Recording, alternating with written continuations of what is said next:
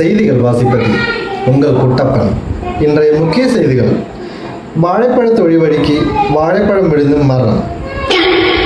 நள்ளிரவில் எறும்புகள் சர்க்கரை திருடிவிட்டு தப்பு. பள்ளி விழுந்த பாலை குடித்து பூனை மருத்துவமனையில் அனுமதி. விரிவான செய்திகள் காண்போம். தரை என்கிற இடத்தில் ஒருவர் தின்றுவிட்டு போன தரையில் போட்ட வாழைப்பழ தொழில் அவ்வழியாக வந்தார். வாழைப்பழம் என்கிற பழம் தெரியாமல் மிதித்து வழுகி விழுந்த சம்பவ இடத்தில் பழியானார். அடுப்பங்கரை என்ற இடத்தில் எல்லாரும் தூங்க சென்றதை உறுதிப்படுத்திய எறும்பு கூட்டங்கள் அங்கிருந்து சர்க்கரைகளை திருடி ஓட்டம் பிடித்துள்ளன. அதில் மொத்தம் 5 சர்க்கரை துண்டுகளை எடுத்து சென்றிருக்கலாம் என்று சந்தேகப்படுகின்றனர். மேஜை என்ற இடத்தில் பட்டு என்ற ஒரு பூனை வசித்து வந்தது. அதற்கு மிகவும் பசி எடுத்ததின் காரணமாக பக்கத்தில் பாத்திரத்தில் உள்ள பாலை குடித்தது. அதைத் தொடர்ந்து பூனைக்கு பயங்கர வாந்தி மயக்கம் ஏற்பட்டது.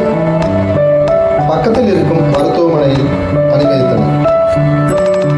பள்ளி விழுந்த பாலை குடித்தனால்தான் பூனைக்கு வாந்தி மயக்கம் ஏற்பட்டது என்று மருத்துவர்கள் தெரிவித்தனர். இத்துடன்